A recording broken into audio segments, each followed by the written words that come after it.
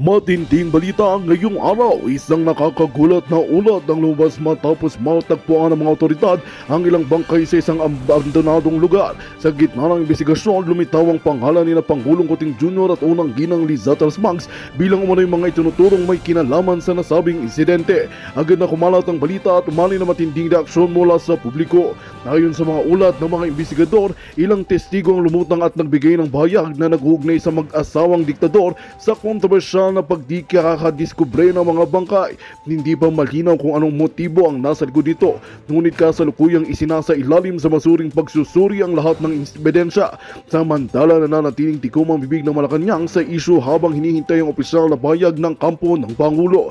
Nagpahayag naman ng pagkabahala ang iba't ibang grupo ng mga mamamayan na nananawagan ng isang patas at transparent na investigasyon. Samantala, patuloy ang pagtutok ng ating himpilan sa mga susunod pa na kaganapan. At yan ang balitang ating pakakatutukan. Ngunit bagong lahat, siguraduhin mag-subscribe at ihit ang notification bell para sa patuloy na pagtutok sa mga silap ng bagong balita sa tunay na boses ng masa.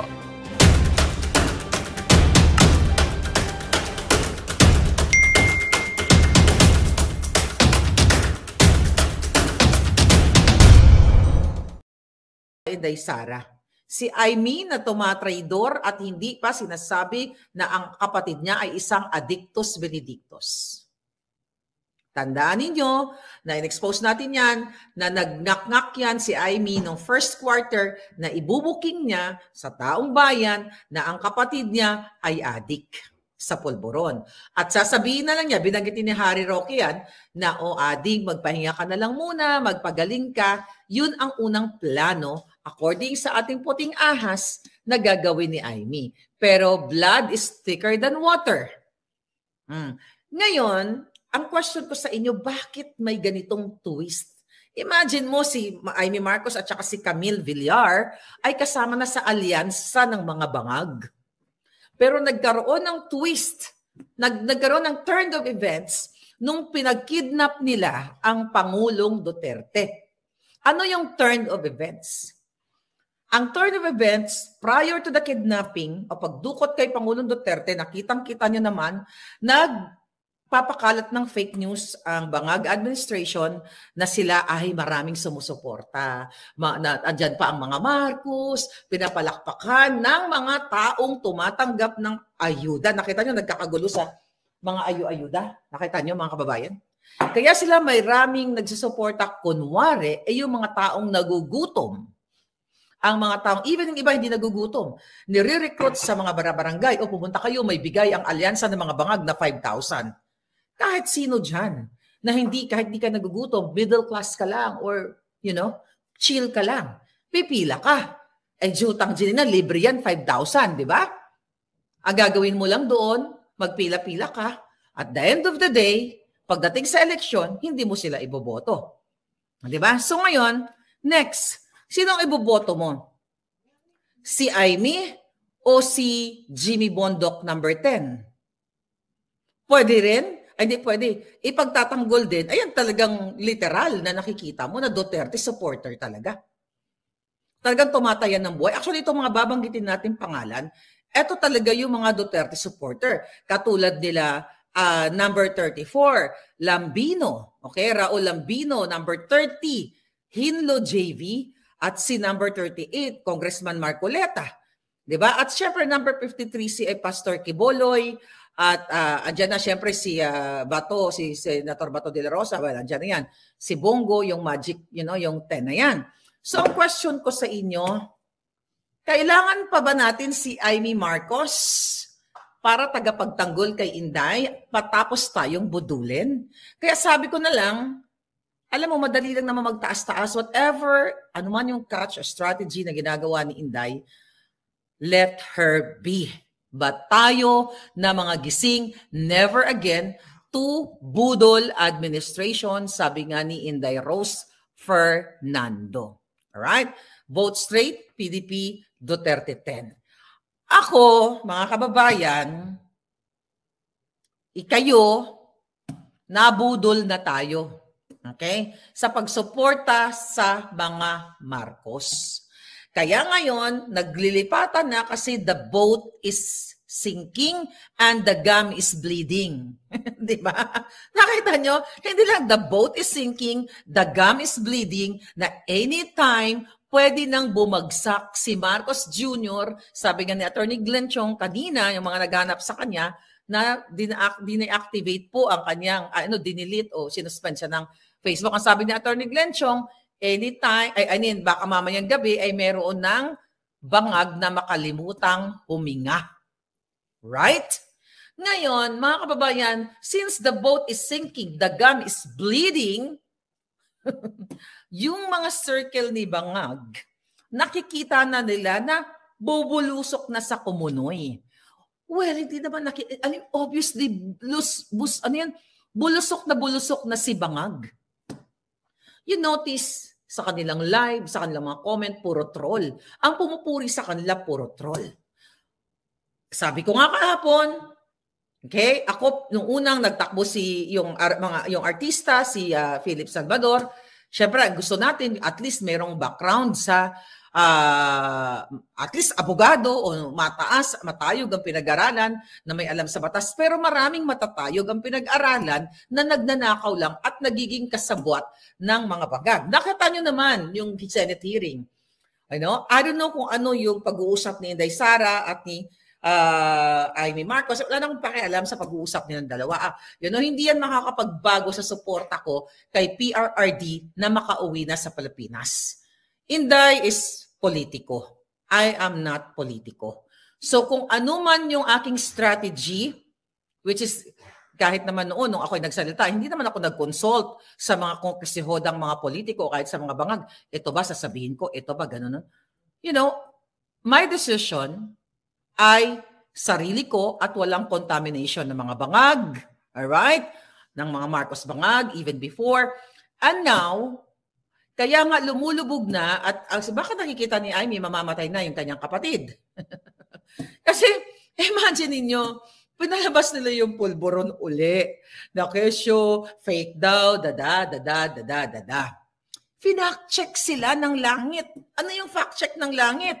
The next day, araw ng kagitingan, dumugo ang bangag, dinudugo.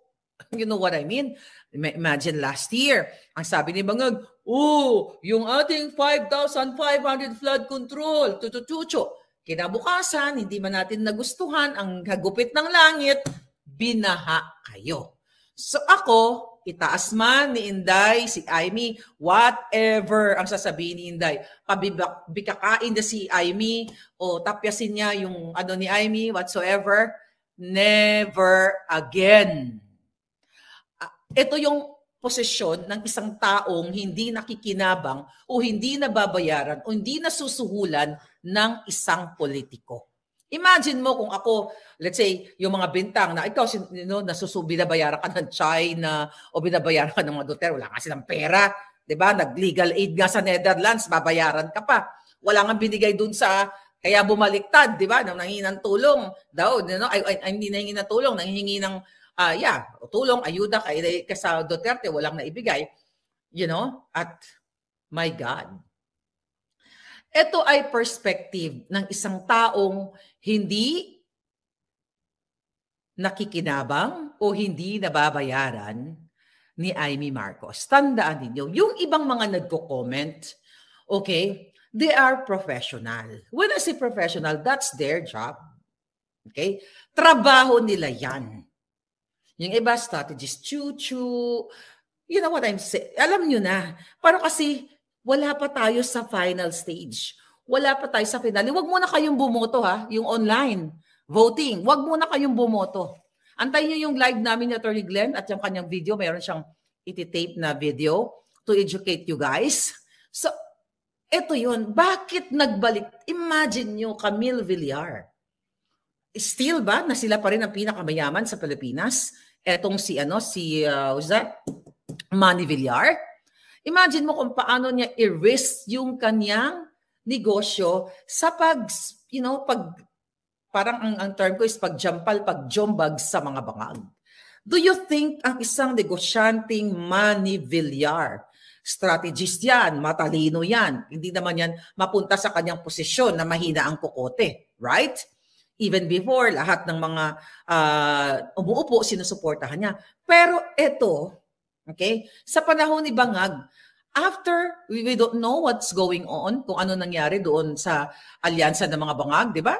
Kasama sila doon, tapos biglang turn 300, well, obvious naman na ang mga Villar, isuportado naman talaga nila ang mga Duterte. Yun naman talagang nakikita ko na suportado sila. Kaya lang, sa mundo ng politika, which is, ako, hindi ako politiko, na tinitignan nila sino ba yung malakas. The fact na si Marcos Jr. ang presidente, di ba, dapat dyan dumidikit ang mga negosyante and everything para hindi maapektuhan, hindi bubutasan ang kanilang mga negosyo. Dalang Marcos Lee Satanas ay talagang yan ay mapaghiganti. Pero all of a sudden, pagbalik ni Inday, ding, ding, ding, ding, ding, ayan, may ipinakita na picture na kasama si Camille Villar at kasama si Manny Villar na parang handang-handa na siyang whatever, anuman ang sabihin ni Bangag, ay samjampal yan kay Lee Satanas. Parang ang interpretation, tanginan niyo mga bangag kayo. At, di ba? So, that's my interpretation. So meaning, tandaan niyo si Inday, si Pangulong Duterte ay nagsasabi na bangag, si Pangulong Duterte lalo, na bangag itong si Marcos Jr. So when you support ng isang tao, Inday Sara, I'm talking sa Villar, Villar family, ibig sabihin, nag-a-agree ka sa kanyang political stand. Nag-a-agree ka na yung panggigipit kay Pangulong Duterte, panggigipit kay Inday Sara, na ito ay kagagawan ng Marcos Bangag. Kung malakas ang Marcos Bangag, strategically, political na pag-uusap, hindi lilipat si Villar dito kay Inday Sara. Pero ano yung nag-trigger? Bakit sila tumawid sa kabilang dagat o kabilang bangka? Why? Sige nga. What? Nakita po ng mga politiko na kumakandidato kung gaano kalakas si Inday Sara, ang Pangulong Duterte, hindi lang sa Pilipinas, sa buong mundo. Paano nakita? Nung dinukot nila si Pangulong Duterte, kinidnap nila ang selebrasyon ng mga OFW. And today, meron na naman selebrasyon ang KOJC family at ang ating mga kababayan sa New York. Mag-ingat kayo dyan at enjoy kayo habang nakikipaglaban. Nakita ng mga politikong mga nasa alyansa ng mga bangag, teka muna. Grabe ang suporta sa mga Duterte. Tumalon muna tayo. At gusto ko sabihin sa inyo, nung ako po ay nasa the Netherlands, hindi siya actually sa The Hague, meron akong religious group na mga nakausap. I'm not gonna say kung ano yon. Pero, etong mga grupong ito, kayang itumba ang mga bangag na kandidato ni Bangag. Anong ibig sabihin na kayang itumba? Kayang itumba pagdating sa halalan. So, ang daming nagulat ako na nasa Netherlands na pumunta kami doon, may nakausap kami. Hindi naman sa pagmamayabang, halos lahat nakakilala sa akin. Not because dahil Maharlika or whatsoever, dahil sa ipinaglalaban natin. So I'm very positive. Nung nakita ng dalawang mata ko, narinig ko yung ating mga palangga na yun, oh my God. Sabi ko na gano'n. Now, na-confirm ko na babagsak talaga ang mga kandidato ni Bangag dahil sa power, not only one or two religious group ang nakita natin, at this is sa Europe So, eto ngayon, mga kababayan, ang nakikita natin. Kaya bumabaliktad yung ibang mga alyansa na nasa Bangag, lumilipat kay Inday Sara dahil alam na nila, sabi ko nga, the boat is sinking, the gum is bleeding. So, any moment, pwede nang makalimutan ni Marcos Jr. ang kanyang paghinga. But hindi ibig sabihin na si Inday ay nakikipag chami-chami dito kay Amy Marcos ay iboboto nyo na siya. Tandaan ninyo mga kababayan, Okay? Sabi nga ng aking palangga na nag-message sa akin na somehow siya ay nadismaya. Sabi niya, everyone makes mistakes. The important thing is to not make the same mistake twice. And I will apply that para sa sarili ko na sumuporta sa mga bangag na Marcos family. You know? So, kaya nga sabi ko sa'yo, paikot-ikutin man ni Inday si Jaime na parang trompo. Never again. Because the gum is bleeding. So, ngayon, even sabihin pa ni Jaime na, mga kababayan, hay nako, Ading, magpahinga ka na. Because Ading, your gum is bleeding. Ipaubaya mo na yan. Magparehab ka na. Never again. Kung hindi isa-isahin ni Jaime Marcos yung mga kadyutahan ng kanyang kapatid at hindi niya panagutin ang mga pagnanakaw at hindi si Jaime mag-file ng case mismo sa kanyang pamilyang yang kay Lisa Tanas at hindi siya hindi niya kondinahin yung mga kidnapping na ginawa ni Lisa Tanas ng kapatid niya, never again. Wala nang naniniwala sa Marcos Bangag family. Tandaan ninyo, huwag kayo madismaya kay Inday Sara sa kanyang mga eksena because I know something from, from somewhere. Di ba? So, yun lang yung sa akin. Kaya, sabi nila, Marlica, ganun. Kasi nagsasabi ko, tanga na lang ang susuporta at boboto kay Jaime. Ngayon ang question ko, pag tinaas ba o pinatuwad ba ni Inday Sara si Jaime, pinaikot-ikot niya na parang trompo, sigurado ba kayo na iboboto niya sa balota? Wala naman nakakakita doon. Malay mo, ilagay pala ni Inday doon. Number 1 Senator, Maharlika. Chika lang. Total, budulan, di ba? E di magbudulan na lang tayo. Ganon lang yon, darling. Never again, kahit sabihin pa ni Bibi Sara na iboto si Jaime Marcos. Okay, I admire, sabi ni Kato B. You are fair lady, Maharlika. Okay, not bending and staying true to your principle. Yes! Sabi ko sa'yo, kahit na, ano pa yan, kahit na paikuti ni Inday si Jaime, BS. Tama na, sobra na.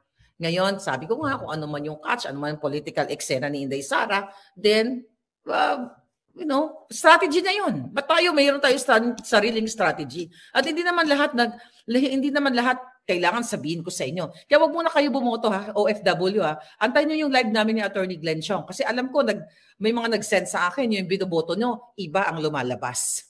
Dadayain nila ang eleksyon. Kaya nga, wag muna kayong bumoto at ang gagawin natin, gagawa tayo ng strategy. I talked to Attorney Glenn Chong this morning. Bibigyan kayo ng advice kung ano yung gagawin natin. Dahil talagang dadayain nila. Tandaan ninyo, si Lisa Tanas at si Bangag ay nandaya talaga sa eleksyon. So huwag kayong madismaya kay VP Sara. Okay, ako ba nadismaya? Hindi. Basta ang sabi ko lang, hindi naman pag-itaas ni Inday, iboboto niya. So never again. Bakit? Si Jaime na lang ba ang natitirang kandidato para magprotekta kay Inday? Aandyan yung Duterte 10. Approve na ako dyan sa Duterte 10 na yan. Actually, approve na rin ako kay Camille kasi 10 lang na yun. Daga mo ng 11. But never again kay Jaime Marcos. Ginagago tayo. Putang ina. Kapatid niya, presidente, mag-acting-acting. Hoy, naku, ang kapatid ko, napapaligiran ng mga demonyo. Nalala niyo yan? Sa GIL event na nagsalita siya? Sino yung mga demonyo nakapaligid sa kapatid niya? Bakit wala siyang balls? Wala naman siya talagang balls para sabihin kung sino yung mga yon. Ang sabi, panagutin yung mga sangkot sa tsa-tsa, napanagot ba niya? Sabi nga ni Miss Hanlet Abansenya, ek lang ni Jaime Marcos yan dahil nakita naman niya. Lahat doon, ginagago siya during the Senate hearing. Hello, si Remulla, sabat ng sabat. At kitang-kita nyo na nilabag nila lahat ng batas. Batas ng international at batas ng Pilipinas. Tapos, okay lang sa inyo? So again, mga kababayan, kung ano man ang strategiya na ginagawa ni Inday Sara, strategy na yun. Basta ang strategy natin, never again na pambubudol. Anyway, it's your personal decision. Yung personal nyo yun eh. Yung sarili ninyong pananaw, pakiramdam, you follow your gut, mga darling. Follow nyo yun. Di ba? Kung ano naman ang sabihin ko dito, at the end of the day, choice nyo yun. Di ba? Kung gusto nyong iboto kay si Amy Marcos, di ang sabi ko na lang, tanga ka. Di ba? Bobita ka lang, 'di ba? Na hindi mo alam lahat ng kababuyan na ginawa ng mga Marcos. Ang magkapatid. Madali lang sila magdrama-drama ngayon, magbumura, not really. Yun na mag-ano sila, nagoy kapatid ko. Tapos later on, after a year, after election, pinatawag na namin ng isa't isa. O sino ngayon ang kawawa? Di bayan na naman. Ay kasi magkapatid lang naman yan sila. Ganyan nga, patawarin na natin. Julul. Ang nagtatanggol lamang kay Amy Marcos, tandaan ninyo, minus Inday Sara kasi may sarili sa strategy o yung iba, maybe trabaho nila kasi kailan na kumita ng pera. Kasi diba, tandaan nyo, may mga political firm, strategies, chuchu na hinahire yan sila para i-promote. May mga strategies, not only Filipino, but even sa iba't ibang mga bansa, international, may mga political strategies na hinahire na binabayaran ng milyon-milyon para pabanguhin ang isang kandidato. Paano mo pababanguhin si Mangga? Si Amy Marcos, paano mo pabanguhin? Okay. Alam niya, adik yung kapatid niya eh. Putangin na. Pababanguhin mo? Alam niya, adik yung kapatid niya.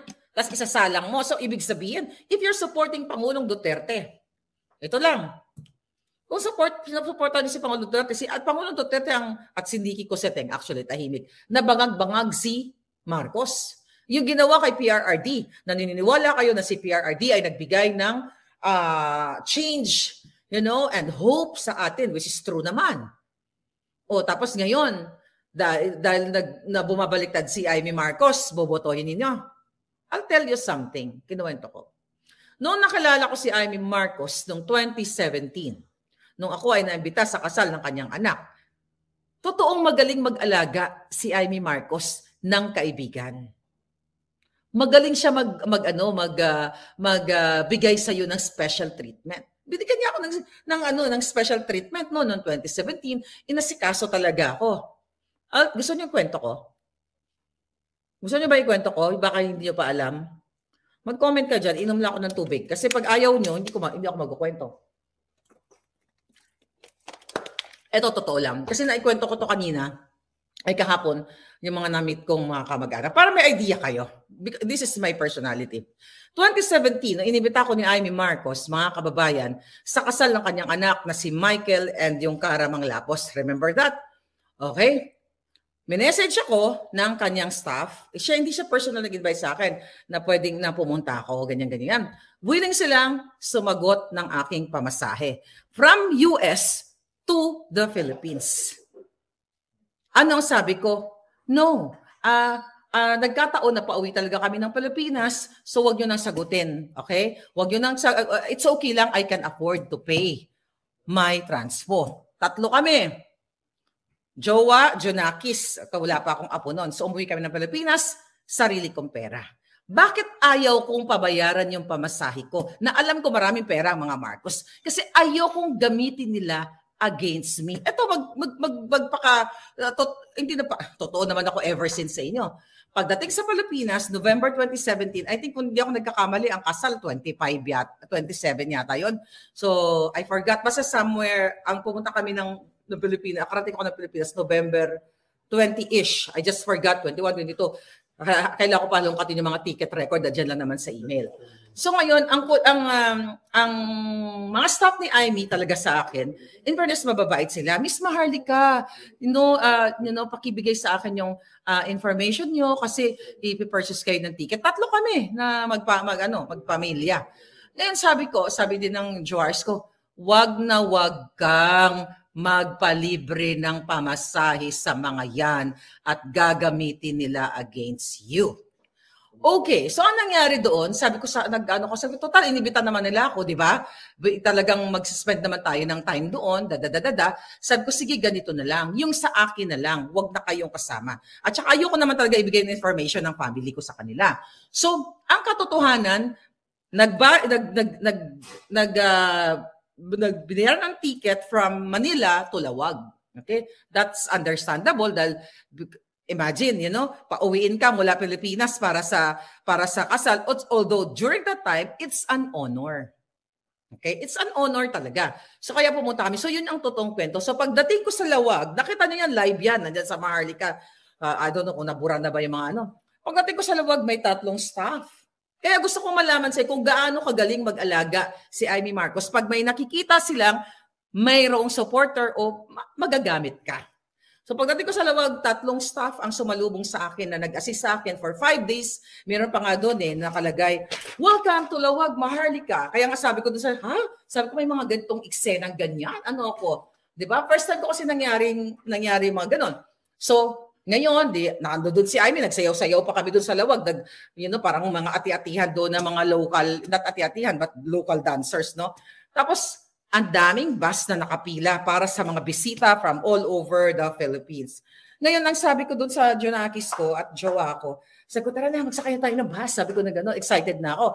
Ang sabi ng staff, "Ma'am, hindi po kayo. Dahil may sarili akong service na pinrovide ni Amy Marcos as a visitor." O, di ba? Kabog sa baka. May driver pa. Okay? Di ba? O, ipa-hair follicle test muna ni Amy o si Amy. Totoo yun.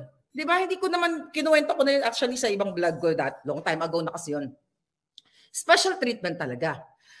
Nung araw na dumating kami, may kumatok sa pinto namin. Nakalimutan. Andiyan naman recorded naman, hanapin ko pa pero ito lang yung recollection ko. May kumatok. "Hi, Miss Maharlika. Ako po si ganito, si ganyan. Punta po kayo sa parang may salon. Kung gusto niyo po magpaayos, chuchu-chuchu." So, since hindi ako sanay sa ganung buhay, di naman ako celebrity ekik, sabi ko, aba, bongga, may mag-aayos pa ng hair ko and everything. Sabi ko, "No, thank you." Sabi ko na ganun, okay na ako sa hair ko at ang magme-makeup sa akin, yung anak ko. So kasi may mga event yun, gabi-gabi yun. So kaya ako talaga maa-attest ko, magaling mag-alaga ng tao si Amy Marcos, ng kaibigan at ng supporter. Totoo yan. Okay? So ang question now is, dahil ba ako ay tinrato ni Amy Marcos 2017 na enjoy ko yung perks bilang supporter nila, ay tatahimik na lang ako at sasabihin ko sa inyo, hindi, kasi magaling talaga mag-alaga ng tao si Amy Marcos? No, because this is not about myself. This is not about na binigyan ako ng staff and everything. No, this is about your future. Yung pera na yan, okay, kaya nilang paikutin o bilugin ang mga tao para ipakita yung treatment na ganito. Kung nga parang kaya nilang bilhin ang pagkatao mo, but not Maharlika. Maraming nagsasabi, sayang naman yung friendship. Even kay Lisa Tanas, anong sayang dun? Paano magiging sayang ang friendship kung ang kaibigan mo ay sindikato? Right? So kaya totoo yun. Mga kaibigan po, ulit ko na lang kinakwento dito. Ang punto de vista natin, mga kababayan, so sa nagsasabi na talagang magaling mag-alaga si Amy Marcos, I can vouch that. But it's not about me na inalagaan. It's about you. So ibig sabihin, dahil pinakataan si Maharlika, forever na tayo mag-Marcos-Marcos, kahit binubudol na tayo, binudol na nga tayo, di ba? Adictus benedictus na nga. Patunayan mo, Amy Marcos, sa amin, sa mga Pilipino, sabihin mo na ang kapatid mo, bata pa lang, sumisinghot na. Patunayan mo. At kahit pagsabi ka pa, it's too late, darling. It's too late. Mag-retire ka na. Total, enjoy mo na lang yung buhay mo sa apo mo. Mag-repent ka, di ba? Mag-reflect ka. Ganun lang gawin mo. Ano pa ba kailangan nyo sa buhay? Kasi if you talk about public service sa Pilipino, what the heck? Anong public service? O, napagbigyan na kayo from governor, now senator. Ano, ang ginanda ba ang Pilipinas? Tangay na, ang krimen nga pataas na pataas. Anong? Bigyan natin uli ng chance? Ayawa. Kayo magbigay ng chance. Basta ako, never again. Okay, magsingutan silang pamilya, sabi ni Rister. Yun, mga kababayan. So, ako, nung nakita ko yung picture na yon, syempre mga nakakausap din tayong mga tao, you know me, marami tayong puting ahas. Hindi ako nababother doon. Basta ako lang bilang isang vlogger, bilang isang independent na walang humahawak sa liig ko para magsabi kung ano at diktahan o dahil kumikita ka ng pera because of your firm or whatsoever, BS. Alright? Never again to Marcos o Amy Marcos sa pamilya niya, mga anak niya, lahat. Never again sa mga bangag. Diba? Gago ka na lang talaga kung boboto ka pa eh. Embot sa imo. Ewan ko sa inyo. Pero ako, never again. Yun lang. So sabi ko sa inyo, kahit ingat pa yung paa ni Amy, paikot-ikutin ni Inday yan. Gusto ko nga paikot-ikutin ni Inday yan, parang trompo. Diba? No to Marcoses. Sabi ni, sabi ni, hindi palang gaano, wala na. Evelyn Pasillos. Now what, mga kababayan? Kaya ngayon sabi ko nga, dahil the boat is sinking, huwag niyong kalimutan ang sinabi ni Miss Sanilet. Magandang balita ang hatid namin sa inyo ngayong araw. Sa pagtatapos ng aming balitaan, nagbigay kami ng mga mahalagang impormasyon. Maraming salamat sa pagtutok at pagsuporta sa aming programa. Huwag kalimutang manatili sa mga susunod na araw para sa mga bagong balita at mga kwento na dapat nating abangan. Mula sa Boses ng Masa, magandang araw, Pilipinas!